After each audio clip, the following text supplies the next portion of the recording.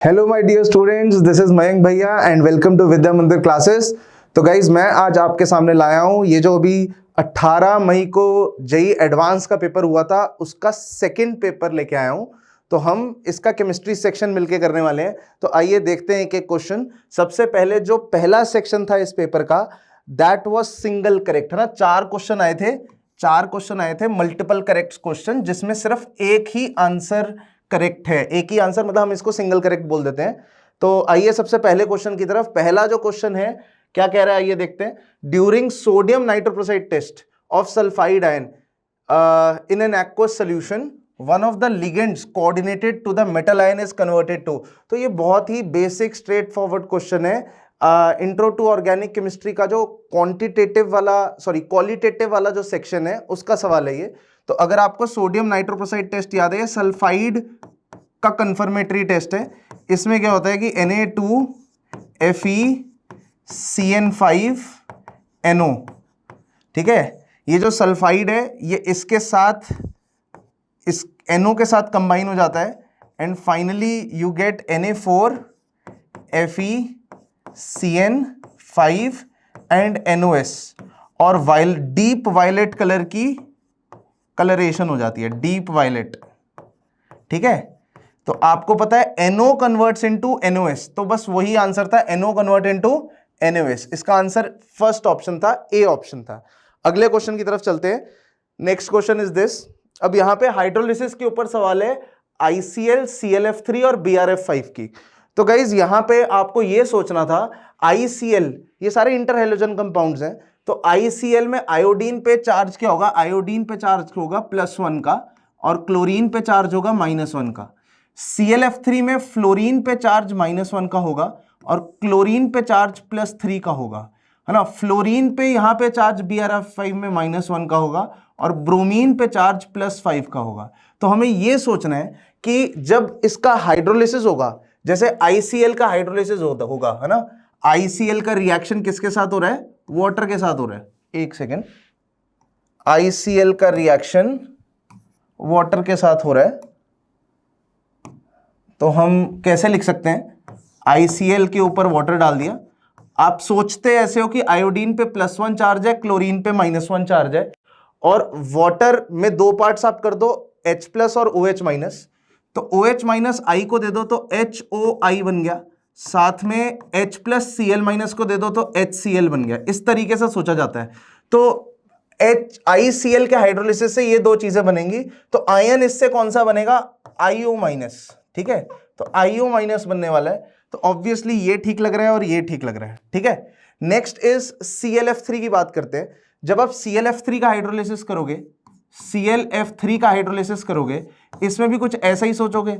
आप बोलोगे ये +3 है और ये -1 है, तो -1 को H+ दे दो तो ये HF बन जाता है और साथ में Cl+3 पे 3 OH आएंगे, तो 3 OH आएंगे। अब गाइस होता क्या है कि 3 OH किस तरीके से आते हैं वो मैं आपको बता देता हूं। क्लोरीन पे जैसे 3 OH आ गए तो ये थोड़ी सी स्टेबल फीलिंग नहीं दे रहा है, ठीक है। स्टेबल फीलिंग नहीं दे रहा है, आपके पास 2 लोन पेयर हैं और 3 OH है, ये फीलिंग आ रही है ना। अब यहां पे आप ऑटोमेटिकली एक वाटर मॉलिक्यूल निकाल दोगे। जब इतने सारे OH आ जाते हैं तो वाटर मॉलिक्यूल आप निकाल दोगे। तो जैसे एक वाटर मॉलिक्यूल निकाल दिया तो ये बन गया H, एक सेकेंड, सो दिस इज, यहां पे आ गया H, या इस पे आ गया HClO2 आ गया। और HClO2 कौन से आयंस देगा ये भी आपको पता है, H+ देगा और साथ में ClO2- देगा। तो इस तरीके से ClO2- ही सही आंसर है। और जो लास्ट ऑप्शन है यहां का, इसमें Br+5 है। ऐसे ही सिमिलर मैकेनिज्म से आप करोगे तो उसमें BrO3- आंसर आएगा, बिकॉज उसमें ब्रोमीन +5 का है। अगर आप सिर्फ ऑक्सीडेशन स्टेट भी कंपेयर करोगे तो आई थिंक आपको समझ आ जाएगा कि A option he correct option है, ठीक है। तो इसका भी आंसर ए है। आगे चलते हैं। ये रहा आपका थर्ड क्वेश्चन ऑर्गेनिक केमिस्ट्री के ऊपर। इसमें एक कंपाउंड दिया हुआ है कार्बोक्सिलिक एसिड, इस पे ब्रोमीन, रेड फास्फोरस, H2O ये सब डाला गया है। अगर आपको पता चल गया है ये कौन सा रिएक्शन है, एनसीईआरटी में मेंशन्ड है ये रिएक्शन, क्या नाम है इसका, HVZ रिएक्शन। तो इसका प्रोडक्ट क्या बनेगा, मैं यहां पे प्रोडक्ट सीधे ही बना देता हूं। तो इसके रिएक्शन के बाद द प्रोडक्ट फॉर्म्ड इज, यहां पे COOH और इसके यहां पे हैलोजन, हैलोजन कौन सा लगाओगे, अल्फा पोजीशन पे ब्रोमीन। तो अल्फा हैलोजनेशन का रिएक्शन है ये, रिएक्शन का नाम है HVZ, फुल फॉर्म है हेल-वोलार्ड ज़ेलेंस्की रिएक्शन। अगले क्वेश्चन की तरफ चलते हैं, अगले पार्ट की तरफ चलते हैं। आपको समझ आ रहा है ये दो, एक एल्डिहाइड है दूसरा भी एल्डिहाइड है और उसमें एक्वस NaOH डाल दिया है, तो बिल्कुल एल्डोल की फीलिंग आ रही है, क्योंकि इसके पास चाहे अल्फा H ना हो बट इसके पास अल्फा H है, मतलब सब देख पा रहे हैं अल्फा H, यहां पे इस कार्बन पे H लगे होंगे तो ये अल्फा H है यहां पे। तो एल्डोल कंडेंसेशन का प्रोडक्ट सबको बनाना आता ही है ना। यहां से शॉर्टकट तो कुछ ऐसा कहता है, यहां से 2H गायब कर दो, यहां से ऑक्सीजन गायब कर दो, तो एग्जैक्टली प्रोडक्ट क्या बन जाएगा, PH, फिर उसके बाद PH CH double bond C और फिर CHO, ये प्रोडक्ट बनने वाला है, ठीक है। सो this is your aldol condensation. Next is, okay, next part की तरफ चलते हैं। अब नेक्स्ट पार्ट में एक टर्मिनल एल्काइन दे दिया है, बेंजीन के ऊपर C ट्रिपल बॉन्ड C लगा हुआ है, एक टर्मिनल एल्काइन है जिसपे NaNH2 का अटैक कर दिया है। तो ऑब्वियसली NaNH2 टर्मिनल एल्काइन थोड़े एसिडिक होते हैं, तो इसका जो H होगा जो यहां कोने में लगा होगा, उस H को NaNH2 as a base extract कर लेगा। आपको पता क्या बनेगा, मैं यहां पे लिख देता हूं, PH C triple bond C minus, ये चीज बनेगी। टर्मिनल एल्काइन से H प्लस ले लोगे तो ये वाली चीज बनेगी। फिर उसके बाद इसका अटैक, ये क्या चीज है, जब ये नेगेटिव चार्ज इस पे अटैक करेगा, ये एक एल्काइल हैलाइड है, एल्काइल हैलाइड पे जब एक एल्काइनाइड आयन अटैक करता है तो SN2 होगा यहां पे। तो यहां पे जब ये वाला मॉलिक्यूल में ड्रॉ कर देता हूं लाइक दिस, तो ये अल्फा पोजीशन पे ये लोन पेयर अटैक करके Br को सब्स्टिट्यूट कर देगा, ठीक है। तो ये मैकेनिज्म है SN2। अब इसके बाद प्रोडक्ट क्या बनेगा, PH C triple bond C, फिर उसके बाद ये वाला कार्बन, ठीक है, उसके बाद एक और C और डबल बॉन्ड C, है ना। ऑब्वियसली मैं हाइड्रोजन वगैरह नहीं बना रहा, बट आई थिंक आपको समझ आ रहा होगा। यहाँ पे 2 H आएंगे, H2 आएगा, यहाँ पे भी एक H आएगा, यहाँ पे 2 H आएंगे, ठीक है। तो ये आपका बन गया Q वाला, Q नहीं R वाला, ये आपका R वाला प्रोडक्ट बन गया, ठीक है। एंड फाइनली S वाले की बात करते हैं। S वाले में सबसे पहले ये कंपाउंड है, जरा इसको यहां पे ड्रॉ कर देते हैं, 6 मेंबर्ड रिंग, 6 मेंबर्ड रिंग, फिर एक 5 मेंबर्ड रिंग है, ओके, यहां पे डबल बॉन्ड है और एक मिथाइल ग्रुप है, ठीक है। तो हमने क्या किया, अभी ये कंपाउंड ड्रॉ किया है, इस पे ओजोन है, CH3 MgBr है और H प्लस है। तो सबसे पहले इस पे ओजोन का अटैक करते हैं with zinc, ozone with zinc. आप चेक कर सकते हैं ओजोन विद जिंक दिया हुआ है, तो ओजोन विद जिंक का जब अटैक होगा ऑब्वियसली इस रिंग पे अटैक नहीं होगा, बिकॉज बेंजीन रिंग तो स्टेबल होती है। अटैक कहां होगा, यहां पे। जब ओजोनोलिसिस होगा तो हम इसको तोड़ेंगे और दोनों तरफ ऑक्सीजन ऐड कर देंगे, तो क्या चीज बनी, 6 मेंबर्ड रिंग, ऊपर यहां पे डबल बॉन्ड हो और नीचे भी यहां पे CHO, ठीक है। तो ये फर्स्ट स्टेप कर दिया हमने ozonolysis. Second step is CH3 MgBr। अब गाइस इस पे CH3 MgBr 2 इक्विवेलेंट्स ऐड करने हैं, तो एक इक्विवेलेंट ऊपर ऐड हो जाएगा, एक इक्विवेलेंट नीचे हो जाएगा, तो क्या चीज बनेगी, 6 मेंबर्ड रिंग, ठीक है, ऊपर भी एक CH3 ऐड हो गया तो यहां पे OH आ गया, नीचे भी एक CH3 ऐड हो गया तो यहां पे OH आ गया, राइट। तो ये हमने क्या बना लिया, CH3 MgBr ऐड करके बना लिया। अब एक स्टेप इसमें और है, अब देखिए एक स्टेप थर्ड वाला और करना है, इसमें H प्लस हीट और करना है। अब इस पे H प्लस हीट कैसे करेंगे, इस वाले पे H प्लस हीट कैसे करेंगे, H प्लस हीट जब करेंगे तो डिहाइड्रेशन होगी, तो यहां से OH जाएगा, H यहां से जाएगा, यहां से OH जाएगा, H यहां से जाएगा, तो जब आप डिहाइड्रेशन करोगे प्रोडक्ट बनने वाला है, यहां पे बेंजीन रिंग, ऊपर आ जाएगा इस तरीके से डबल बॉन्ड जिसके आगे 2 मिथाइल लगे हुए हैं, है ना, ये OH गायब हो जाएगा और ये H गायब हो जाएगा, बीच में डबल बॉन्ड आ जाएगा। इसमें अगर हम बात करते हैं तो यहां पे डबल बॉन्ड आ जाएगा, ठीक है। Okay, so this is your final product S। तो गाइज हमें अब ये देखना है क्वेश्चन हमसे क्या पूछा गया है, सिंगल करेक्ट क्वेश्चन में क्या पूछा गया है, ये जो जितने भी मेजर प्रोडक्ट्स बने हैं इसमें highest number of unsaturated carbon atoms कितने हैं। तो अगर पहले वाले में अगर आप चेक करोगे तो 6, और इस ये भी कार्बन अनसैचुरेटेड है तो 7। अनसैचुरेटेड का मतलब है doubly bonded triply bonded carbon unsaturated होता है, तो 6 और एक 7, तो P का आंसर 7 है गाइस। नेक्स्ट अगले वाले की अगर आप बात करते हो तो इसके अंदर 6, 7, 8, 9 है ना, ये इसी का ही है ना, हाँ, तो 6, 7, 8, 9, तो इसका आंसर 9 है गाइस। Q का आंसर 9 है। R की बात करते हैं, R हमने यहां पे ड्रॉ किया है तो 6, अच्छा R में हमने एक स्टेप छोड़ दिया था, Hg2+ का एडिशन, Hg2+ का एडिशन, ये एक स्टेप छोड़ दिया था, Hg2+ और वाटर का एडिशन, ठीक है। तो ये चीज बनेगी यहां पे पीएच मैं ऊपर बना देता हूं यहां पे, pH C double bond O C CH2 CH double bond CH2, ठीक है। तो एक स्टेप हमने छोड़ दिया था, हमने यही करके आगे बढ़ गए थे, ये स्टेप छोड़ दिया था। तो इसको अगर हम ऐड कर दें इसके ऊपर तो ट्रिपल बॉन्ड पे वाटर का एडिशन होकर टॉटमराइजेशन होता है, मार्कोनिकॉफ एडिशन होगा तो ये बॉन्ड इस तरीके से खुलेगा, फाइनली ये प्रोडक्ट बनेगा। इसमें अगर आप total number of carbon count करोगे जो अनसैचुरेटेड है तो 6, 7, 8, 9, तो इसमें भी 9 ही आंसर आ रहा है।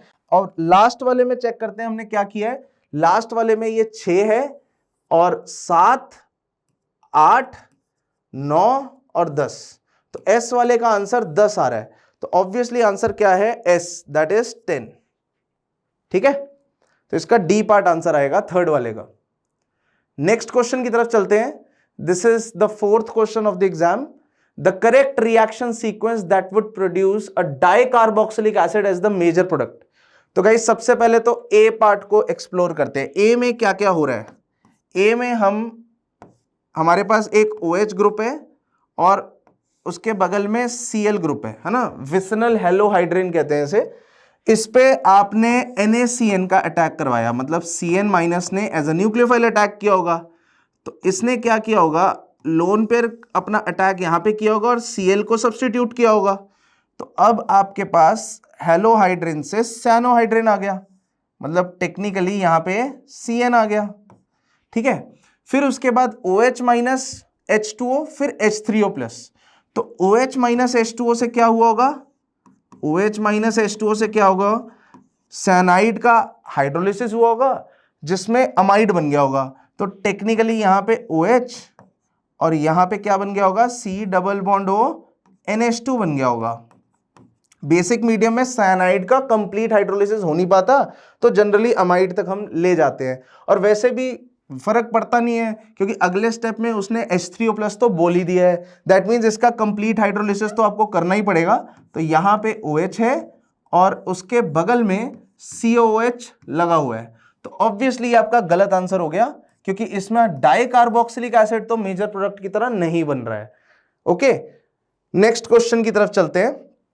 गाइज ये तो बहुत ही सिंपल है, ब्रोमीन वाटर डाला है तो ये ऑक्सीडाइज करेगा ऊपर वाले को, ऊपर वाला COH बन जाएगा, नीचे वाला वैसे का वैसे ही रहेगा।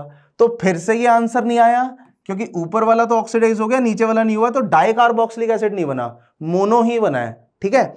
अगले क्वेश्चन की तरफ चलते हैं, C वाले पार्ट की तरफ चलते हैं। C में क्या है, हमारे पास एक 6 मेंबर्ड रिंग है जिसपे Br लगा हुआ है। ओके, इस पे पहले इथेनॉलिक KOH डाला है, मतलब OH- इथेनॉलिक मीडियम में डाला है। तो गाइज ये बेस की तरह एक्ट करेगा, बेस की तरह एक्ट करेगा तो एलिमिनेशन करेगा, तो यहां पे एक प्रोडक्ट आप पहले बनाओगे एल्कीन, फिर उसके बाद आपने KMnO4 से ऑक्सीडेशन कर दिया एल्कीन की। जब KMnO4 इसके ऊपर डालोगे, हॉट एसिडिक KMnO4 जब इस पे डालोगे, व्हाट विल हैपन, ये डबल बॉन्ड टूटेगा और ऊपर भी एसिड आ जाएगा और नीचे भी एसिड आ जाएगा। तो ये इस तरीके की कहानी होने वाली है यहाँ पे। ये आ गया ऊपर भी एसिड और ये आ गया नीचे भी एसिड। ठीक है, तो ऑब्वियसली आंसर तो मुझे सी ही लग रहा है, हालांकि हम डी ऑप्शन भी देख लेंगे, बट आंसर तो सी आ गया हमारा, राइट। डी ऑप्शन में क्या है, डी ऑप्शन में तो खास समझ आ ही रहा है, क्रोमिक एसिड दिया हुआ है, क्रोमिक एसिड क्या करेगा, इस OH को एसिड में कन्वर्ट कर देगा, तो मोनोकार्बोक्सिलिक एसिड तो बन जाएगा, बट इस कीटोन के साथ कुछ नहीं कर सकता वो, तो ऑब्वियसली ये भी आंसर आपका नहीं है। तो इस क्वेश्चन, फोर्थ क्वेश्चन का आंसर आपका सी है। ओके, तो गाइज अब हम अगले सेक्शन की तरफ चल रहे हैं। This was the second section of the paper. ये जो सेक्शन है इसके अंदर वन और मोर देन वन करेक्ट है, और इसके ऊपर भी 4 ही सवाल आए हैं इस पेपर में।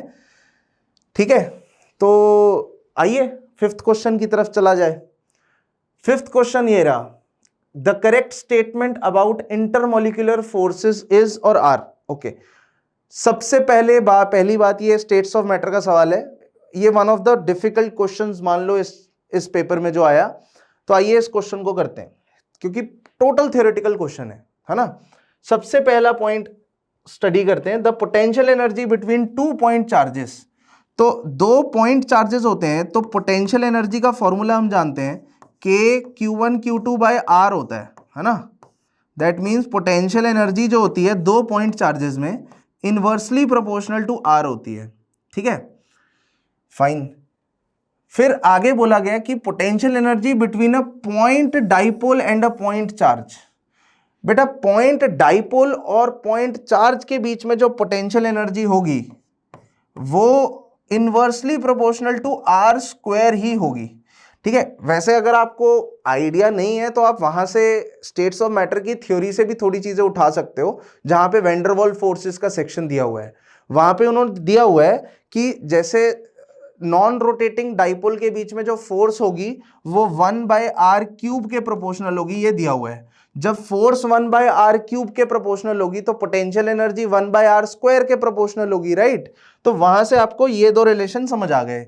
अब आपको ये बोला गया है कि जब 2 पॉइंट चार्जेस होंगे उसमें ज्यादा रैपिडली डिक्रीज आएगा पोटेंशियल एनर्जी में, है ना। The potential energy between 2 point charges approaches 0 more rapidly, है ना। तो मोर रैपिडली तो नहीं, एक्चुअली रैपिडली तो इसमें होना चाहिए, क्योंकि इसमें inversely proportional to R square है। यहां पे अगर डिस्टेंस डबल हो जाएगा तो पोटेंशियल एनर्जी 1/4 हो जाएगी, यहां पे डिस्टेंस डबल होगा तो पोटेंशियल एनर्जी हाफ ही हुई।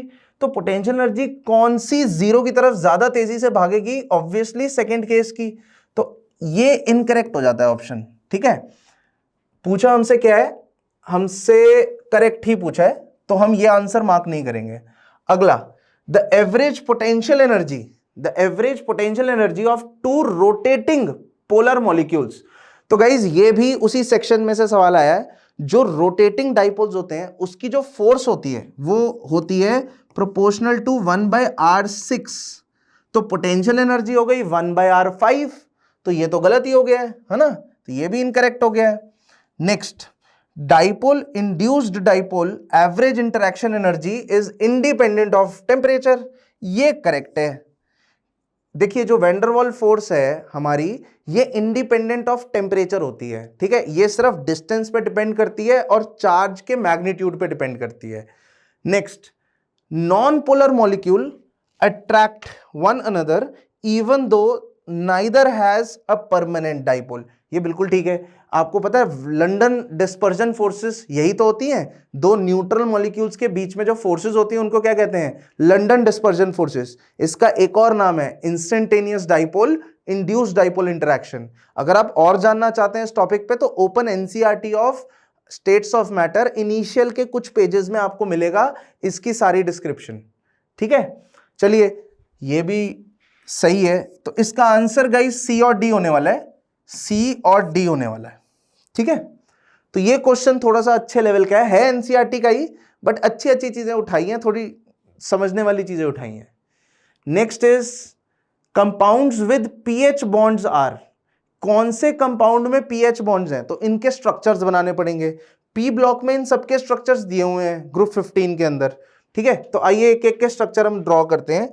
तो इसमें पी डबल बॉन्ड ओ और 3 OH, ठीक है, ये आपका फॉस्फोरिक एसिड हो गया, ये फॉस्फोरस हो गया, इसमें एक पीएच लिंकेज होती है, इसका इन फैक्टर 2 होता है, याद होता है हमें। ये पायरोफॉस्फोरिक एसिड है, इसमें एक्चुअली होगा क्या कि दो फॉस्फोरिक एसिड के बीच में ऑक्सीजन की लिंकेज है, तो ये आपका पायरोफॉस्फोरिक एसिड है। और ये लास्ट वाला ये हाइपोफॉस्फोरस एसिड है, इसमें दो पीएच लिंकेजेस होते हैं और इसका एन फैक्टर 1 होता है। तो इसको देख के तो समझ आ ही रहा है, इसका आंसर बी होना चाहिए और डी होना चाहिए, बी एंड डी। तो क्वेश्चन नंबर 6 का आंसर बी एंड डी है। अगले क्वेश्चन की तरफ चलते हैं। For the reaction sequence given below the correct statement are. ठीक है, चलो रिएक्शन सीक्वेंस देखते हैं। पहला स्टेप मैं भी यहां पे बना लेता हूं, KMnO4H+ हीट, इससे क्या होगा, हमने एक रिएक्शन पढ़ा हुआ है कि अगर बेंजीन के ऊपर कोई R ग्रुप लगाओ और उसको ऑक्सीडेशन करो, R बस 3 डिग्री नहीं होना चाहिए, इसकी जब ऑक्सीडेशन करो तो ये बेंजोइक एसिड में कन्वर्ट हो जाता है ना। ये एनसीईआरटी का रिएक्शन है, एनसीईआरटी में क्लियरली मेंशन्ड है। तो हम क्या करेंगे, स्टेप 1 के बाद सीधे बना देते हैं कि आपके पास जो बेंजीन है उसके ऊपर 2 COH ग्रुप लग जाएंगे। ये किसका आउटपुट बना दिया आपने, पहले वाले स्टेप का। फिर हीट की 2 वाटर निकल के अमोनिया डाला हुआ है। ठीक है, तो यहां से बिल्कुल हिंट मिल रहा है कि क्या बन रहा है, दोनों तरफ अमाइड बन रहा है, अमोनिया डाल के वाटर निकाला जा रहा है, तो ऊपर भी अमाइड बन गया, नीचे भी अमाइड बन गया। ठीक है, ये बन गया हमारा X, ये बन गया हमारा X। आगे चलते हैं। स्ट्रॉन्ग हीटिंग की, इथेनॉलिक KOH डाला और RBR डाला। ओके, तो ये तो चलो X हो गया। इस पे अगर आप स्ट्रॉन्ग हीटिंग करोगे, स्ट्रॉन्ग हीटिंग करने से क्या होगा, ये बेंजीन, ठीक है, इसके ऊपर C डबल बॉन्ड हो, नीचे भी C डबल बॉन्ड हो और यहां पे NH, ये चीज आ जाएगी, एक्चुअली अमोनिया निकल जाएगा। ठीक है, ये बताऊं किसकी शुरुआत है, गैब्रियल थैलीमाइड सिंथेसिस, अगर आपको याद है तो यहां पे थैलीमाइड बना दिया आपने। ठीक है, अब इस थैलीमाइड को आगे लेके जाना है। अभी ये वाई नहीं बना, अभी यहीं तक पहुंचे हम। अभी इसके ऊपर इथेनॉलिक KOH डाला गया है, तो इसके ऊपर इथेनॉलिक KOH डाला गया, तो ये H निकल जाएगा, है ना। तो ये H+ हम निकाल देंगे, तो ये क्या चीज बन गई, बेंजीन के ऊपर C double bond O, C double bond O, N, N पे माइनस आएगा और वो जो N पे माइनस है वो यहां पे सब्स्टिट्यूशन करेगा SN2। तो यहां पे जो माइनस आया उसने RBR पे अटैक किया, तो यहां पे इवेंचुअली क्या लग गया, R लग गया बेटा। ठीक है, तो एक सेकंड के लिए मैं इसको हटा रहा हूं। ठीक है, तो हम यहां तक पहुंच गए। ओके, फिर ये चीज आपकी वाई है, ये जो चीज हमने बनाई है क्या है, वाई। अब इस पे NaOH डालो तो Z बनता है और साथ में एरोमेटिक कंपाउंड। इसमें जब आपने NaOH डाला तो ऑब्वियसली आपने ये यहां से और यहां से तोड़ दिया, आपने हाइड्रोलाइज कर दिया, लेफ्ट हैंड साइड से एरोमेटिक प्रोडक्ट बन गया। Z कौन सा होगा, RNH2, एक प्राइमरी अमीन, ये आपका Z होगा। तो ये रहा हमारा रिएक्शन सीक्वेंस। अब एक एक ऑप्शंस को जरा एक्सप्लोर करते हैं। पहली ऑप्शन क्या है, both X and Y are और ऑक्सीजन कंटेनिंग कंपाउंड्स। X में भी ऑक्सीजन दिख रहा है, Y में भी ऑक्सीजन दिख रहा है, तो X and Y are oxygen containing compounds, correct answer.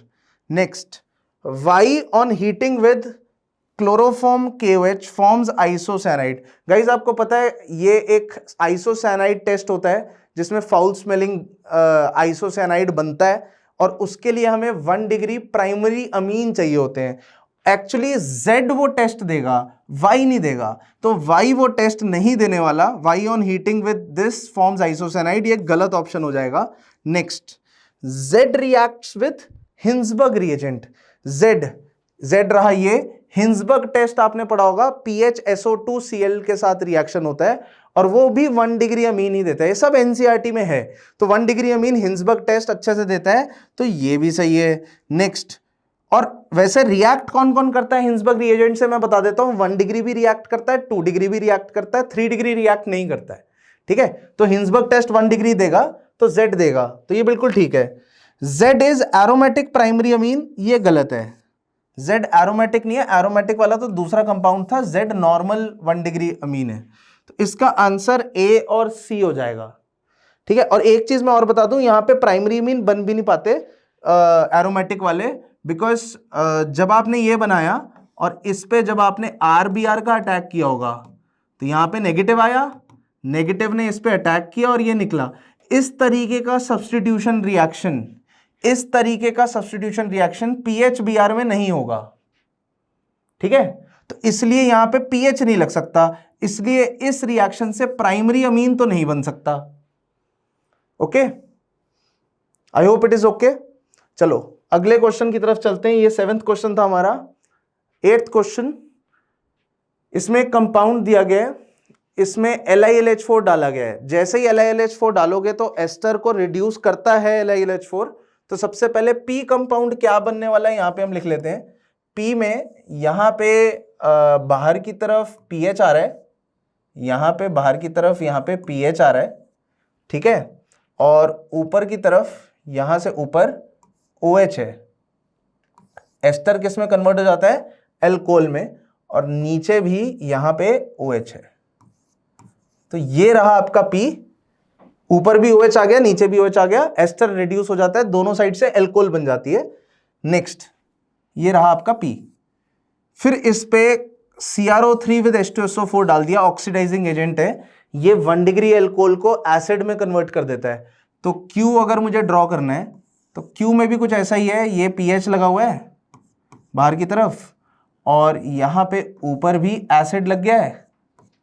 ठीक है जी, और नीचे भी एसिड लग गया है। ठीक है, दोनों तरफ से हमने एसिड बना दिया है। तो ये रहा आपका Q। फिर उसके बाद है R। ये सोडा लाइम डीकार्बोक्सिलेशन कर रखी है, तो दोनों CO2 गायब हो जाएंगे। तो R की बात करते हैं। R में क्या स्ट्रक्चर बनने वाला है, ऊपर भी CO2 गायब हो जाएगा, तो इसको हम ऐसे बना लेते हैं,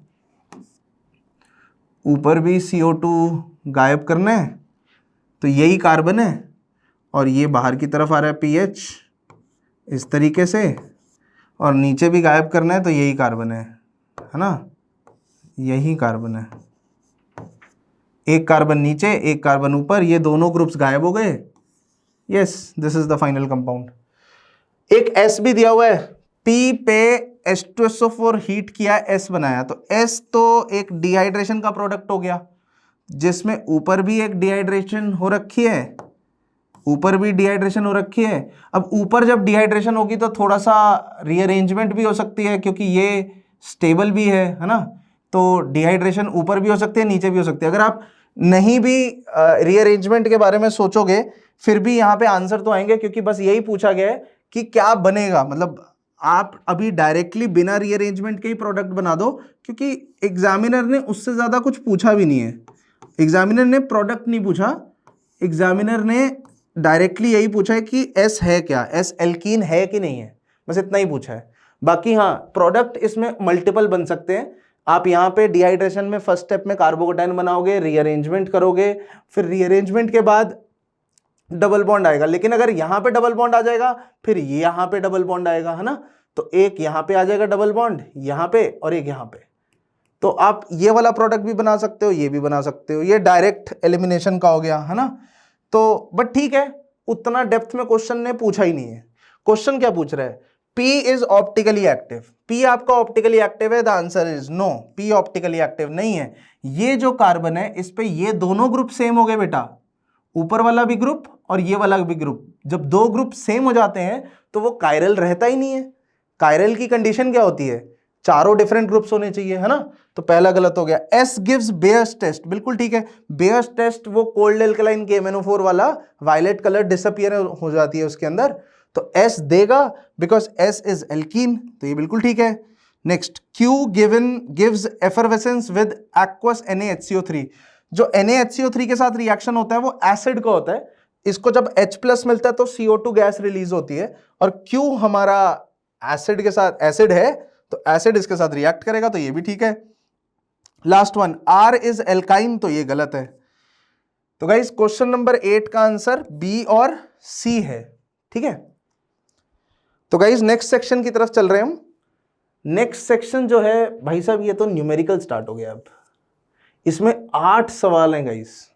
तो ये जो सेक्शन है न्यूमेरिकल सेक्शन है, ठीक है। इसमें हम एक एक क्वेश्चन देखते हैं कैसे करना है। आइए पहले क्वेश्चन की तरफ। पहला क्वेश्चन है सॉलिड स्टेट के ऊपर है। क्वेश्चन क्या कहता है, the density of the metal which forms a cubic closed packing lattice with an axial distance edge length equals to 400 picometre. तो डेंसिटी की कैलकुलेशन का क्वेश्चन है। तो हमें पता है सीसीपी पैकिंग अगर दे रखी है तो इसका मतलब यूनिट सेल कौन सा होगा, एफसीसी यूनिट सेल होगा, और एफसीसी यूनिट्स में इफेक्टिव नंबर ऑफ एटम्स कितने होते हैं, 4, राइट। तो डेंसिटी निकालने के लिए हमें क्या करना है, मास को वॉल्यूम से डिवाइड करना है, ओके।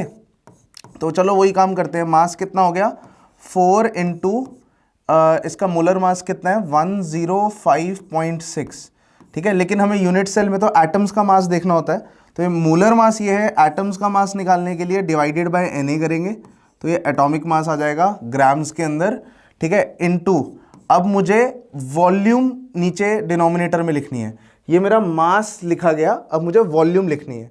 वॉल्यूम के लिए हमें, बिकॉज ये क्यूब है तो एक क्यूब लिखना होता है। अब ए की वैल्यू क्या है वो दे रखी है आपको, एज लेंथ दे रखी है, कितनी दे रखी है, 400 पिकोमीटर। इसका मतलब होता है 400 इंटू 10⁻⁻12 मीटर, ठीक है। इसको आप ऐसे भी लिख सकते हो 4 इंटू 10⁻⁻10 मीटर, है ना। सेंटीमीटर में लिखना है तो 4 इंटू 10⁻⁻8 सेंटीमीटर। मैं सेंटीमीटर में क्यों कैलकुलेट कर रहा हूँ, बिकॉज हमें डेंसिटी भी सेंटीमीटर यूनिट्स में ही निकालनी है, ठीक है।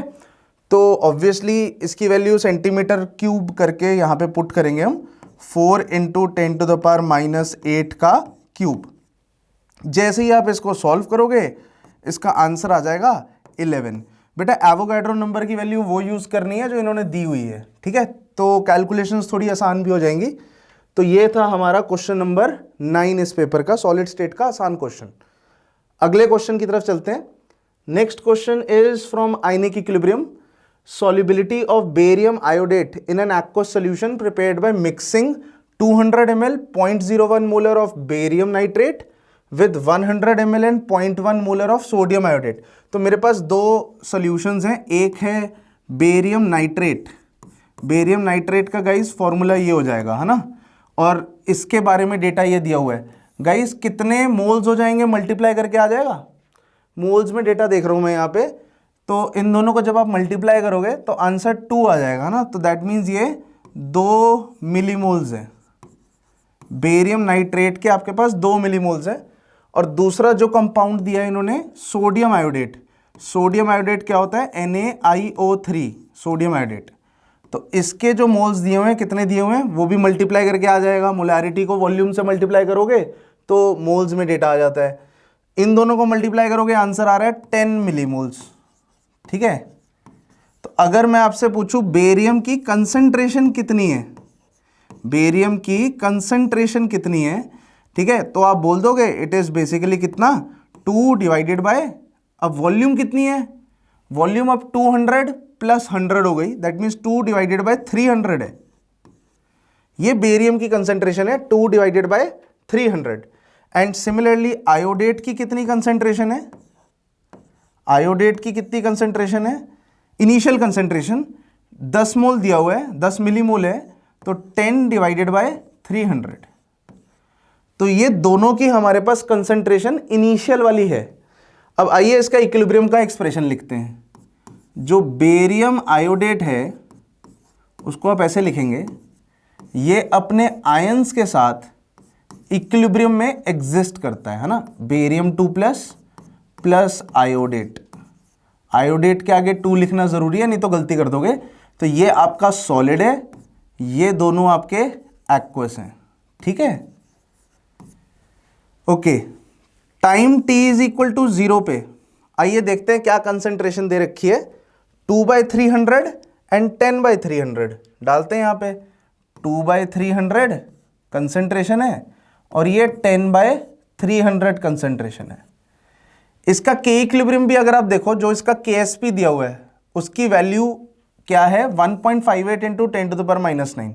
तो यहाँ पे मैं लिख लेता हूँ 1.58 इंटू 10⁻⁹। ये आपका KSP है, ये आपकी KSP की वैल्यू है। ठीक है, तो गाइस अब इस सिनेरियो को सॉल्व कैसे करते हैं। सिंस के इक्विलिब्रियम इतना कम है, दैट मीन्स प्रोडक्ट इक्विलिब्रियम में बहुत कम एग्जिस्ट करेंगे, है ना। दैट मीन्स ये रिएक्शन भर भर के बैकवर्ड जाएगा। That means time t is equal to 0 पे ये कुछ नहीं था, time t is equal to t equilibrium पे ऑलमोस्ट रिएक्शन पूरा ही चला जाएगा। तो ये आपको लिमिटिंग रिएक्टेंट वाली फीलिंग दे रहा है। तो ये 0 हो जाएगा। 0 मतलब आप एग्जैक्टली 0 मत बोलो, आप बोलो ये S रह गया, थोड़ा सा रह गया ना। और ये अगर 2/300 रिएक्ट करेगा तो ये 4/300 रिएक्ट करेगा। तो ये कितना हो गया, 6/300। ठीक है, और ये कुछ पत्थर बन जाएगा बेसिकली। ठीक है, तो आपको इस S की वैल्यू निकालनी है। अब गाइस S इंटू 6/300 का square will be equal to your KSP value 1.58 into 10⁻⁹। ठीक है, यहां से आपकी S की वैल्यू आ जाएगी, जब आप इसको सॉल्व करेंगे 3.95 इंटू 10⁻⁻6, है ना। सॉल्व करेंगे तो ये वैल्यू आ जाएगी 3.95 इंटू 10⁻⁻6। तो आपको x की वैल्यू पूछी है, तो x की वैल्यू आ जाएगी 3.95।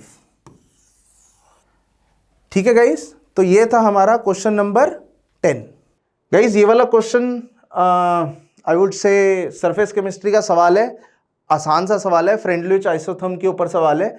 फ्रेंडलिच आइसोथर्म की इक्वेशन आपको पता होती है, जो x/m होता है वो k इंटू C⁻⁴ होता है। तो सवाल बहुत सिंपल है। सवाल कह रहा है कि adsorption of phenol from its aqueous solution on fly ash obeys this isotherm at a given temperature. अगर हम 10 मिलीग्राम पर ग्राम की कंसंट्रेशन लेते हैं और 16 मिलीग्राम पर ग्राम की कंसंट्रेशन लेते हैं, ये C की वैल्यू दे रखी है गाइस, 10 और 16। तो the concentration of adsorbed phenol R, मतलब इनके कॉरेस्पॉन्डिंग x/m की वैल्यू दे रखी है।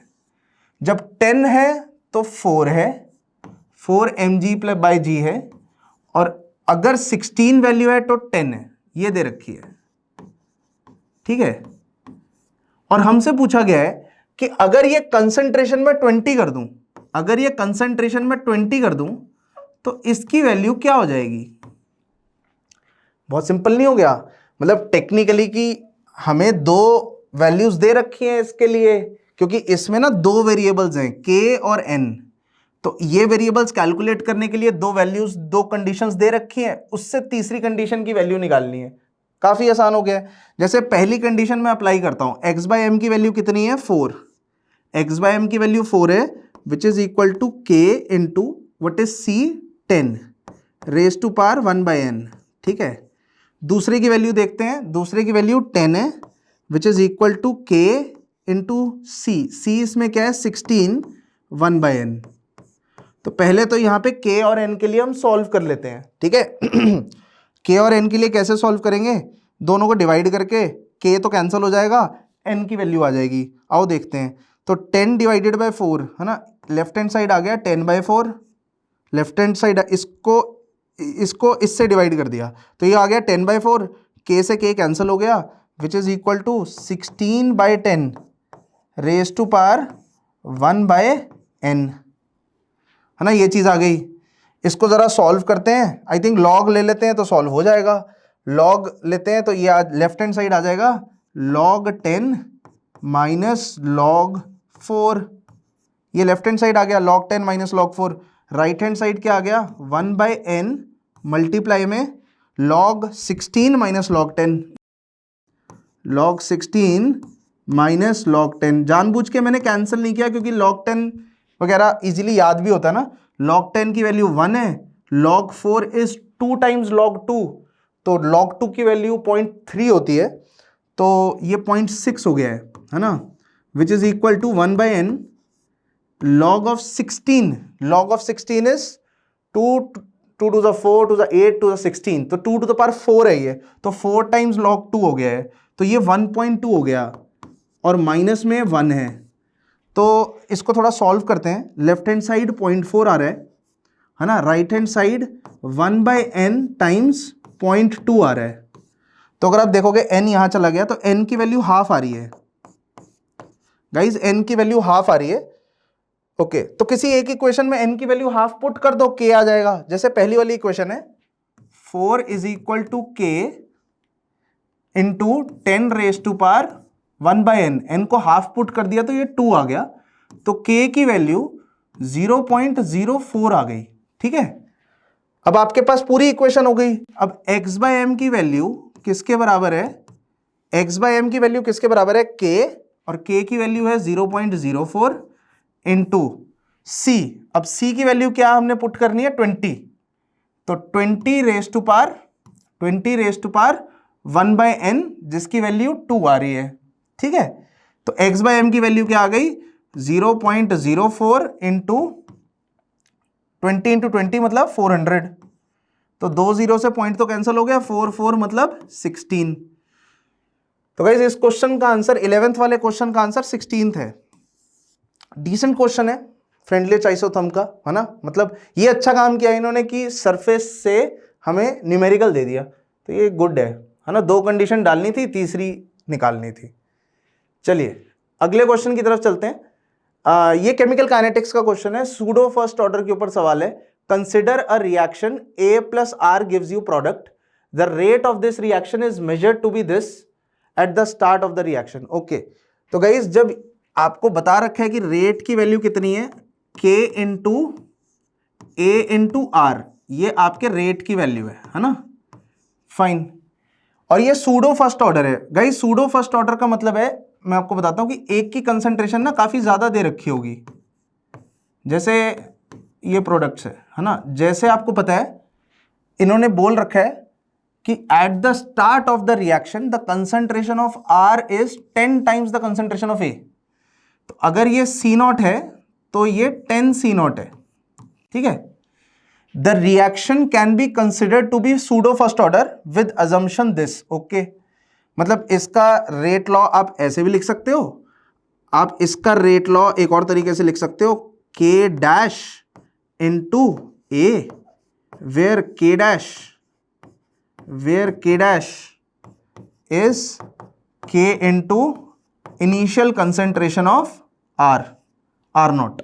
ठीक है, the reaction can be considered to be pseudo first order due to this assumption the relative error निकालना है when the reaction is 40% complete. Okay guys 40% complete का मतलब क्या है, एक्चुअली ए के रेस्पेक्ट में ही हम स्टडी कर सकते हैं। 40% कंप्लीट मतलब ये चला गया है 0.6 C0 पे, है ना, ये 0.4 C0 रिएक्ट हुआ, तो ये भी कितना रिएक्ट हुआ 0.4 C0, मतलब ये कहां चला गया 9.6 C0, है ना।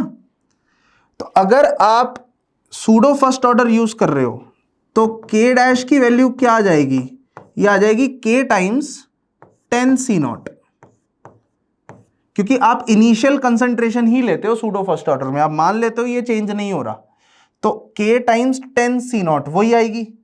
दैट मीन्स रेट की वैल्यू क्या आने वाली है, according to this methodology it will be K times 10 C0, ये आपका K डैश रहेगा, इंटू A की वैल्यू कितनी आ गई 0.6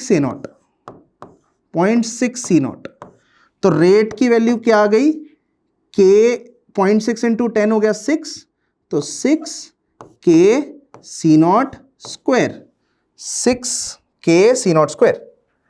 तो ये K की वैल्यू आई इस तरीके की एक्सप्रेशन को मानते हुए।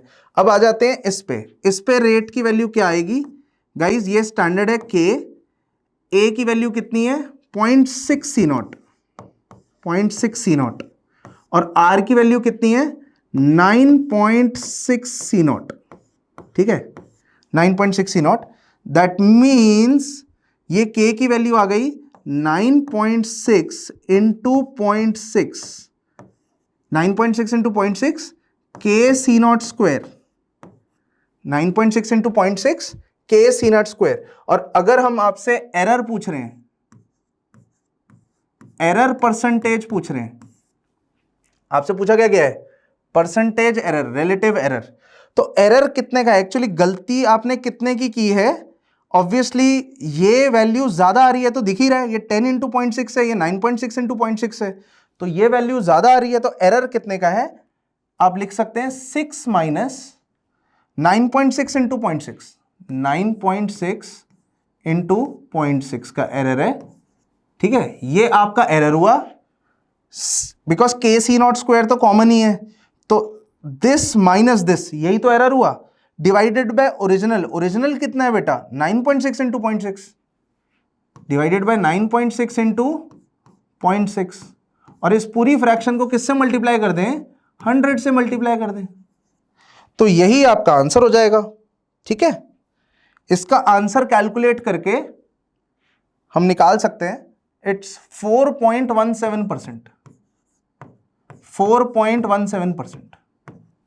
That's the answer to this question. Last की कैलकुलेशन आप एक बार देख सकते हैं, बाकी क्वेश्चन ठीक था, अच्छा था, है ना। क्वेश्चन के अंदर हमें एरर परसेंटेज निकालना है, आप ओरिजिनल चेक करो, आप ऐसे चेक करो, अजम्पशन के साथ चेक करो, डिफरेंस निकालो, वो एरर आ गया, डिवाइडेड बाय ओरिजिनल जैसा होना चाहिए था इनटू 100, वहां से आपकी परसेंटेज एरर आ जाएगी, ठीक है गाइस। तो दिस वाज क्वेश्चन नंबर 12। आगे चलते हैं। Okay, so this is related to solutions osmotic pressure. आपको क्या बोल रखा है इस क्वेश्चन में, at 300 kelvin an ideal dilute solution of macromolecule exerts at osmotic pressure that is expressed in terms of height of the solution। आपको पता है प्रेशर जो ऑस्मोटिक प्रेशर है उसको हाइट के फॉर्म में कैसे रिप्रेजेंट कर सकते हैं, तो वो होता है rho G H, rho G H, और ऑस्मोटिक प्रेशर का फॉर्मूला क्या होता है, सी आर टी, ठीक है, rho G H is equal to C R T. तो डेंसिटी, अब कोशिश करते हैं कि सारी चीजों को ना एसआई यूनिट्स में रखें, ठीक है। तो डेंसिटी को एसआई यूनिट्स में रखना है, तो 1 ग्राम पर सीसी दिया हुआ है, तो डेंसिटी को हम रखेंगे 1000 केजी पर मीटर क्यूब, है ना, ये हमारी डेंसिटी हो गई। अच्छा, जी की वैल्यू दे रखी है 10 मीटर पर सेकेंड स्क्वायर, ये चीज दे रखी है। अच्छा, हाइट की वैल्यू दे रखी है कितनी, 2 सेंटीमीटर, तो हम इसको लिखेंगे 0.02 मीटर। तो टेक्निकली ये रो जी एच की टर्म्स आ गई और हमने सारी वैल्यूज एसआई में रखी हैं। राइट हैंड साइड कंसंट्रेशन निकालनी है, कंसंट्रेशन इज इक्वल टू, वही तो निकालनी है, कंसंट्रेशन इनटू आर।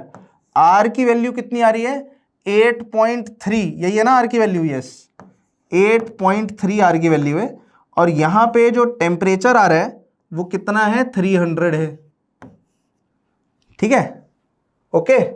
तो यहां से जो C की वैल्यू आएगी, जो C की वैल्यू आएगी वो किस यूनिट में आएगी, अगर आप समझ पा रहे हो, C की वैल्यू आएगी मोल्स पर मीटर क्यूब में, C की वैल्यू आएगी मोल्स पर मीटर क्यूब में। यहां से जो C निकालोगे वो मोल्स पर मीटर क्यूब में आएगा। आप आराम से रीअरेंज करके C निकाल सकते हो, यहां पे लिख सकते हो C की वैल्यू क्या आ गई हमारी, C की वैल्यू आ गई 1000 इंटू 10 इंटू 0.02, 1000 इंटू 10 इंटू 0.02, है ना, ये आ गया न्यूमरेटर में। डिनोमिनेटर में 8.3 इंटू 300, 8.3 इंटू 300, और ये वैल्यू हमारी आई है मोल्स पर मीटर क्यूब में, ये कंसंट्रेशन आई हमारी। फाइन, इन्होंने लेकिन एक कंसंट्रेशन खुद भी दे रखी है, 2 ग्राम्स पर लीटर, एक कंसंट्रेशन की वैल्यू खुद भी दे रखी है 2 ग्राम्स पर लीटर। इस कंसंट्रेशन को इसमें कन्वर्ट करने की कोशिश करते हैं। 2 ग्राम्स पर लीटर का मतलब हो गया 2000 ग्राम्स पर मीटर क्यूब, है ना, क्योंकि 1 मीटर क्यूब में 1000 लीटर होते हैं, तो 1000 से मल्टीप्लाई करना पड़ेगा, और मोल्स में इसे निकालना है तो 2000 डिवाइडेड बाय जो भी मोलर मास है m0 moles per metre cube. आराम से देख लो क्या लिखा हुआ है, ठीक है, आराम से देख लो क्या लिखा हुआ है। अब हमने करना क्या है, फाइनली इन दोनों को इक्वेट करना है। जो आपने कंसंट्रेशन अपने हिसाब से निकाली है ऑस्मोटिक प्रेशर से, और ये वाली कंसंट्रेशन को इक्वेट करना है। जब आप इन दोनों को इक्वेट करोगे, एक सिंगल वेरिएबल ही तो है m0, इस m0 का आंसर आ जाएगा। समझ आ रही बात? m0 का आंसर जो आएगा उसको रिप्रेजेंट कैसे किया इसने, x इंटू 10⁴, मतलब x इंटू 10⁴ के फॉर्म में। जो m0 का आंसर कैलकुलेट करके आ रहा है वो आ रहा है 2.49 इंटू 10⁴, 2.49 इंटू 10⁴। जब आप कैलकुलेशन करोगे तो आपका यही आंसर आने वाला है। करनी कैसे है वो मैंने आपको बता दिया कि कंसंट्रेशन की ओरिजिनल वाली जो pi is equal to CRT और रो जी एच को इक्वेट करके जो कंसंट्रेशन की वैल्यू आई, और जो इसने कंसंट्रेशन की वैल्यू दे रखी थी, दोनों को इक्वेट करना था, है ना। मेथोडोलॉजी यही थी सॉल्व करने की। आंसर 2.49 हो जाएगा इसका, है ना। तो क्वेश्चन नंबर 13 है, आंसर 2.49 है। नेक्स्ट आ गया आपका क्वेश्चन नंबर 14। जो 14th क्वेश्चन है ये है इलेक्ट्रोकेमिस्ट्री का सवाल, और ये है आपका इलेक्ट्रोकेमिकल सेल का सवाल। Electrochemical cell is fuelled by combustion of butane at 1 bar. Okay, तो ब्यूटेन की कंबशन का पहले तो रिएक्शन लिख लेते हैं। It is C4H10 plus O2 gives you CO2 plus H2O। CO2 कितना है, 4, बैलेंस कर रहा हूं मैं। CO2 4 है, वाटर कितना है, ये 2 है, ये 10 है, तो यहां पे लिखना पड़ेगा 5, ठीक है। और ऑक्सीजन को बैलेंस करने के लिए राइट हैंड साइड कितना हो गया, 5 + 8 कितना हो गया, 13, ठीक है। और यहां पे 13 करना है तो 13/2 करना पड़ेगा। तो ये रिएक्शन है, okay. If cell potential is this, okay, where F is Faraday constant, the value of X is. अच्छा, इसका स्टैंडर्ड पोटेंशियल निकालना होगा क्योंकि कंसंट्रेशन तो खास कुछ दे नहीं रखी, इनका पार्शियल प्रेशर नहीं दिया हुआ CO2 का। तो हालांकि पूछा उसने सेल पोटेंशियल है, बट हम स्टैंडर्ड सेल पोटेंशियल निकालेंगे, ठीक है। वो थोड़ा ऑब्वियस ही था क्वेश्चन देख के। देखिए, सबसे पहले इसमें क्या करना होगा, ΔG0 निकालना होगा, उसको किससे इक्वेट करना होगा, -NFE0 से इक्वेट करना होगा। टेक्निकली हमें करना क्या है, E0 की वैल्यू किसके बराबर है, ΔG0 अपॉन -NF। आपको पता है ΔG0 और E0 में ये रिलेशन होता है। अब सवाल ये है हमें क्या क्या निकालना है, हमें ΔG0 निकालना है और हमें N निकालना है। आपको मैं पहले ही बता देता हूं N की वैल्यू क्या है। गाइस, ऑक्सीजन का अगर हम बात करें, ऑक्सीजन 0 से कहां जा रहा है, ऑक्सीजन 0 से कहां जा रहा है, -2 में जा रहा है। कहीं भी ले लो, ऑक्सीजन 0 से -2 में जा रहा है। दैट मीन्स ऑक्सीजन का जो N फैक्टर है वो 4 है।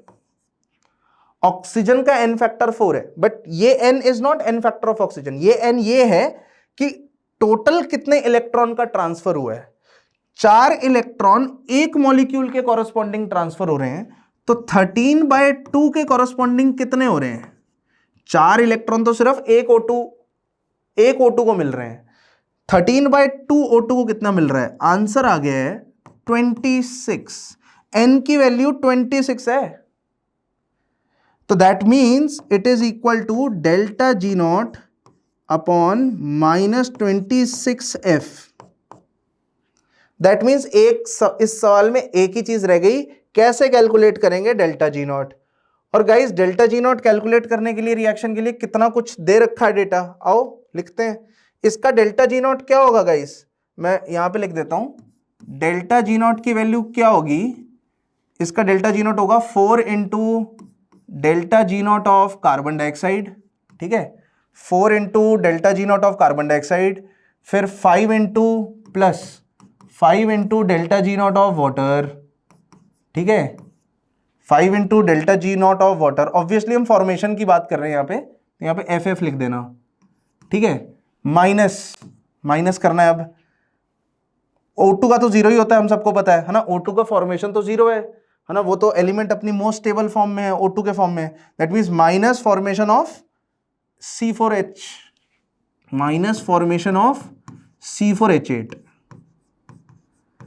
अब देखो आपके पास सारी वैल्यूज हैं क्या, 4 इंटू फॉर्मेशन ऑफ CO2, कितना है फॉर्मेशन ऑफ CO2, -394, -394, ठीक है।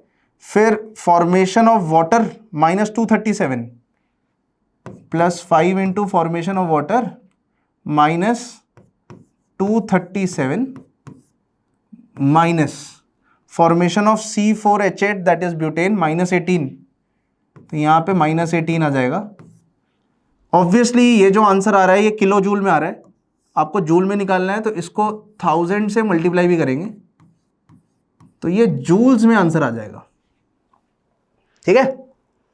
तो ये जूल्स में आंसर आ जाएगा गाइज। यहां से आएगी डेल्टा जी नॉट की वैल्यू, उस वैल्यू को बस यहां पे पुट करना है, ठीक है, और आंसर निकालना है, एक्स की वैल्यू निकालनी है, वो आ जाएगी। एक्स की वैल्यू सॉल्व करके कितनी आ रही है, 105.5। ऑब्वियसली हम कैलकुलेशन स्किप कर रहे हैं इस वीडियो में, बट आपको ये समझ आना चाहिए कि करना कैसे है क्वेश्चन। तो डेल्टा जी नॉट की वैल्यू मैंने आपको निकालनी सिखा दी, बस यहां पे पुट करनी है डेल्टा जी नॉट की वैल्यू, और नीचे 26F है ही, एंड फाइनली इसको कंपेयर करना है इसके साथ और x की वैल्यू निकालनी है। तो सॉल्व करके x की वैल्यू आ रही है 105.5, ठीक है। तो this should be your answer. आगे चलते हैं अगले क्वेश्चन की तरफ। The sum of spin only magnetic moment values. Okay, तो मैग्नेटिक मोमेंट होता कैसे है, होता क्या है, क्या फॉर्मूला होता है, तो म्यू की वैल्यू जो कि मैग्नेटिक मोमेंट है, it is equal to √of n into n+2 Bohr magneton, ये यूनिट्स होते हैं, ठीक है। n का मतलब होता है नंबर ऑफ अनपेयर्ड इलेक्ट्रॉन्स। तो गाइस ऑक्टाहेड्रल ज्योमेट्री है, तो ऑक्टाहेड्रल ज्योमेट्री में T2G नीचे होता है, Eg ऊपर होता है, ठीक है। मैंगनीज पे चार्ज 3+ है, मैंगनीज पे चार्ज 3+ है।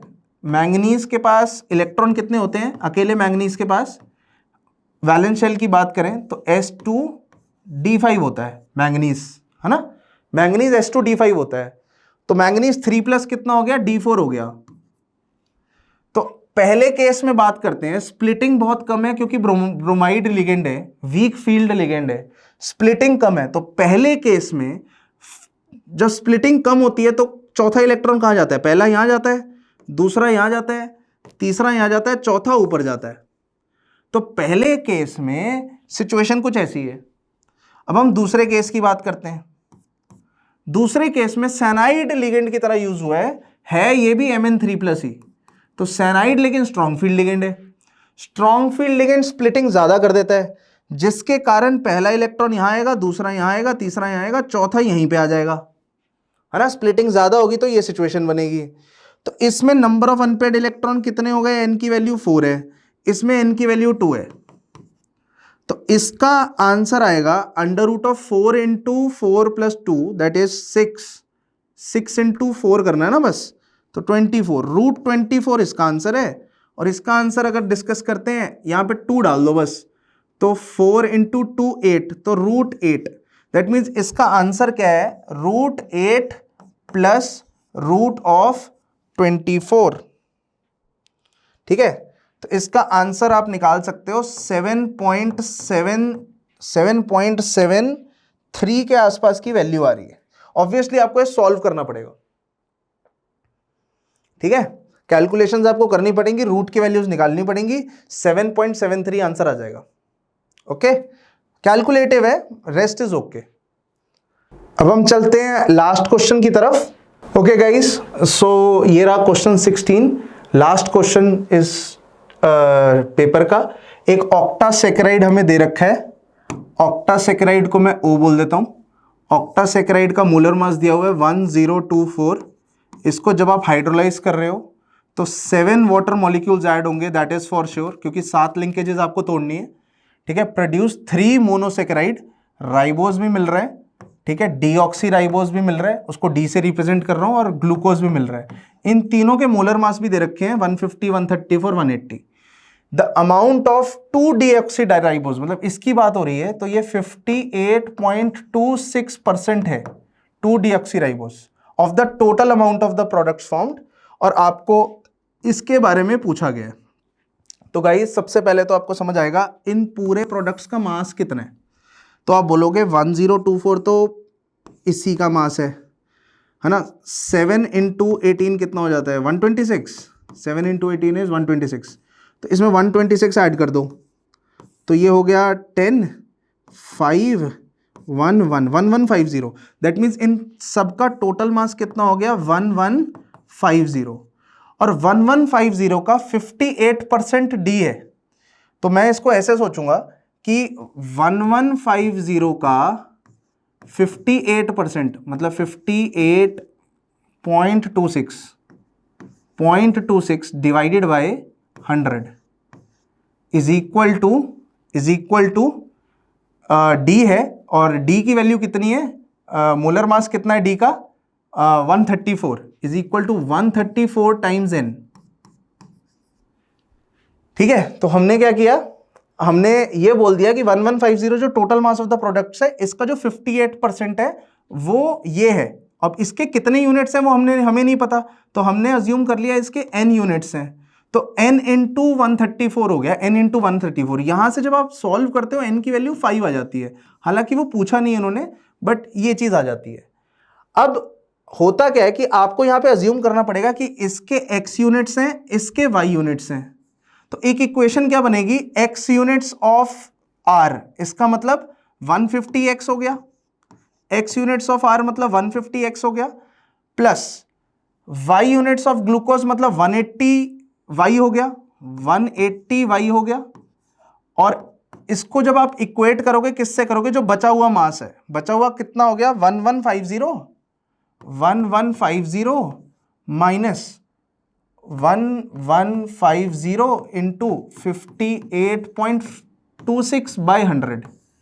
ठीक है, एक्चुअली क्या किया जा रहा है, आप ये देख रहे हो कि इसका आपको मास दिया हुआ है, तो बाकी दोनों का बचा हुआ मास कितना होगा, वो यही तो होगा कि 150x प्लस 180y, और that is equal to this.